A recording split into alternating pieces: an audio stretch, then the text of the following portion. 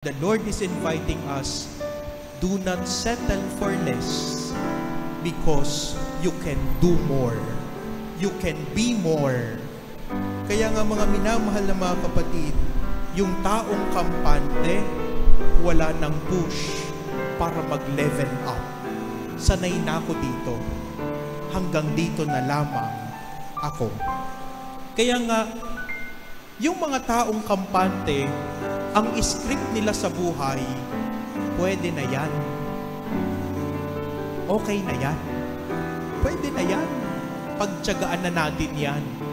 Wala na paglago. At yung mga taong kampante sa buhay, sarado na ang isip. Kung ano na yung pinaniniwalaan, ayun na lamang.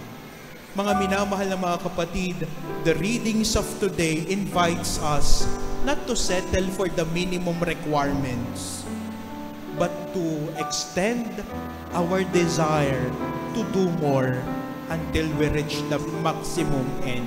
Mga minamahal na mga kapatid, do not settle for less because you can do more.